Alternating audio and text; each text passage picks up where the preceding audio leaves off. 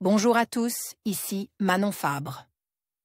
Bienvenue sur ma chaîne, où on explore ensemble le monde des aliments, leur composition et les critiques qui en découlent. Si vous voulez mieux comprendre ce que vous mangez et faire des choix éclairés, n'hésitez pas à vous abonner pour rester informé. Prêt à découvrir? C'est parti. Bonjour à tous. Aujourd'hui, je vous invite à oser les tartes salées. Dans cette vidéo, je vais vous montrer comment préparer des recettes délicieuses et originales qui vont ravir vos papilles. Que vous soyez novice en cuisine ou un chef en herbe, je vous donnerai des astuces pour réussir vos tartes à tous les coups. Nous explorerons ensemble différentes garnitures, des classiques aux plus audacieuses, pour que vous puissiez impressionner vos invités. Ou simplement vous faire plaisir. Alors, préparez-vous à sortir des sentiers battus et à découvrir le monde savoureux des tartes salées. Fromage, beurre, lardons, crème, la quiche Lorraine fait peur à tous ceux qui surveillent leur ligne. Pourtant, inutile de se priver totalement de tartes salées. Il suffit de choisir les recettes légères. Montrez, pâtée blanche. Quiche, tarte et feuilletée se déclinent en de multiples recettes, offrant des apports nutritionnels très variables. Pour les évaluer, il faut distinguer la pâtée de la garniture. À voir aussi article la madeleine, à déguster sucré ou salé vidéo menu régime, le menu minceur de la semaine un quel. Soit, les pâtes à tarte apportent des lipides, pâté à pizza pâté brisé pâté feuilleté lipides, G, pour 100 g 7 g 19 g 28 g pour une portion de tarte, comptez environ 60 g de pâté, soit un apport en matière grasse très faible pour les pâtes à pizza, 4 g, mais très élevé pour les recettes à base de pâté feuilleté, 17 g, soit l'équivalent de 2 cuillères à café d'huile. Bien garnie. Quant à la garniture, elle peut aussi être très riche en matière grasse si la recette propose un liant à base de battu, de crème fraîche et de lardons. C'est le cas pour toutes les quiches ainsi que certaines tartes salées appelées aussi flancs de cuisine. Globalement, la valeur énergétique de ces plats est d'environ 350 à 450 kcal par portion de 150 g.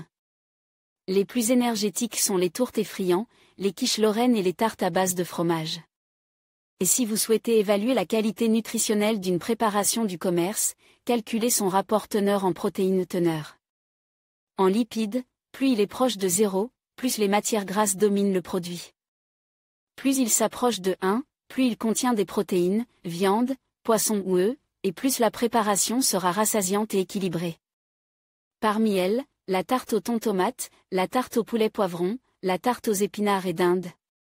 À savoir également, les quiches ou tartes achetées en boulangerie sont souvent plus grasses que les préparations industrielles du commerce. Repas complet. Les tartes salées présentent un véritable intérêt nutritionnel. Elles constituent un plat complet grâce aux glucides complexes de la pâtée, aux protéines du jambon ou des œufs, aux fibres et micronutriments des légumes. Ainsi, la tarte salée constitue souvent un plat unique idéal pour le dîner. Pour que l'équilibre alimentaire de votre repas soit respecté, il suffit d'accompagner votre part de tarte d'une entrée de crudité et d'un fruit frais ou d'un laitage. Quelques exemples de repas équilibre: quiche aux poireaux et lardons, fruits frais, tarte au thon et aux fruits de mer, salade de tomates.